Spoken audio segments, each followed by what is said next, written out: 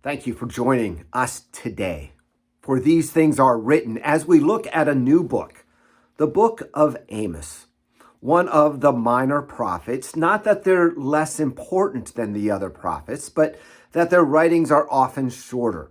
They are also known as the book of the 12 smaller prophecies that make up probably one scroll at one time.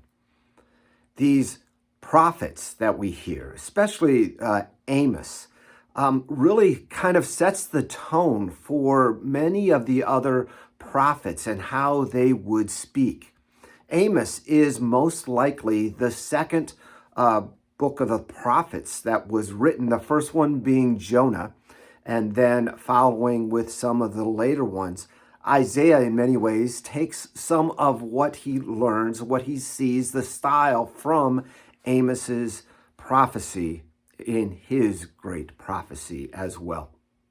Now, understand that when we talk about the person, we understand that it is the Holy Spirit that works through the prophets who spoke by the prophets, but yet God used these men for these purposes.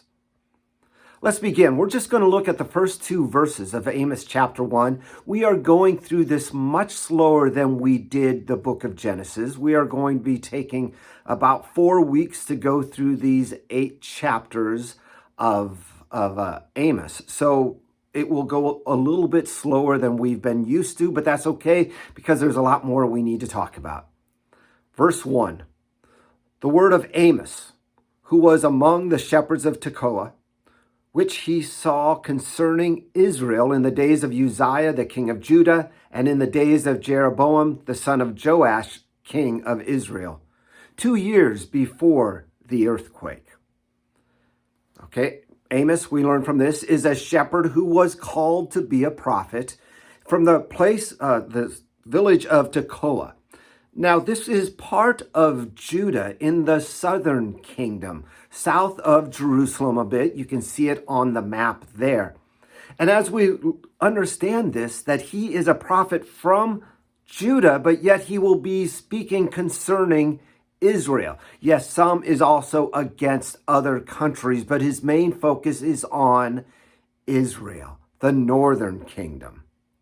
The two kingdoms had been split after Solomon. Because of Solomon's sin, his son Rehoboam kept Judah and Benjamin pretty much, but known as Judah to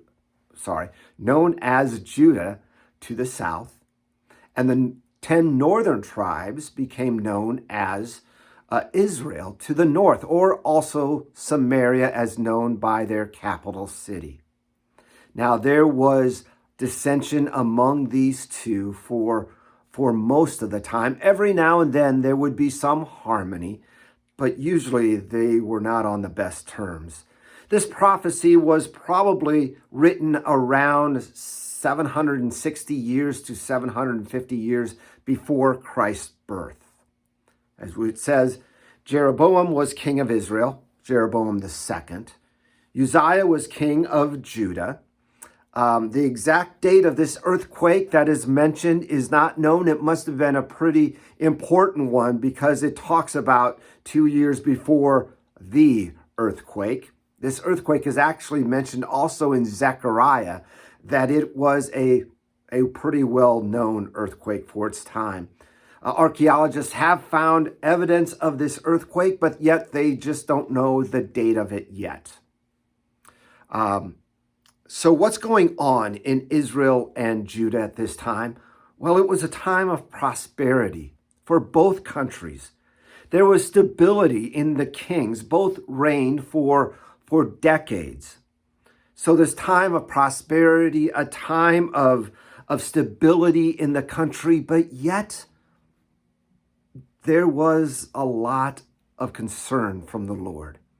And as we go through this prophecy, we will see his concerns that he had and why it was important for Amos to speak this message specifically to the king of Israel. Now, a lot of this, as you read it, you will see that it focuses much on the law, Other times, towards the end, it turns and focuses to the gospel. So if you think that this is law-filled with a lot of promise of judgment and pain, yeah, you're probably right. But know that the hope, the promise is coming in the last chapters. Let's go to verse 2. Now you know why I wanted to take a little bit longer on this, right? All right. Verse 2, and he, Amos, said, the Lord roars from Zion and utters his voice from Jerusalem. The pastures of the shepherd mourn, and the top of Carmel withers. The Lord roars from Zion. Zion, the Temple Mount, is where it is thought that the Lord dwells, right? When the temple was dedicated, it was filled with smoke from the outside, symbolizing God's dwelling, God's presence in the temple. Utters his voice from Jerusalem, again, parallel to that first verse. Zion and Jerusalem are parallel, roaring, utters his voice, again, parallel as well. The next line there, the pastures of the shepherds mourn, and the top of Carmel withers. The words that the Lord is speaking are difficult. It causes the grass to dry up in the valleys. It causes the top of the mountain to wither as well. As we see this, we see that there is a struggle going on, that the words that the Lord gives are not necessarily easy words to hear, but that they will cause problems and difficulties. Come back tomorrow. We're going to start hitting with some really great prophecies right away. The next 2 days, we'll go through the rest of chapter 1. And as we do this, there is a lot of parallelism in those, and there's a lot that really climaxes on that last part of chapter 1. We'll take a look at that on Wednesday. Tomorrow, we'll start looking at some of these prophecies against the neighboring countries as well. Glad you're joining us. Hope to see you again tomorrow. God bless.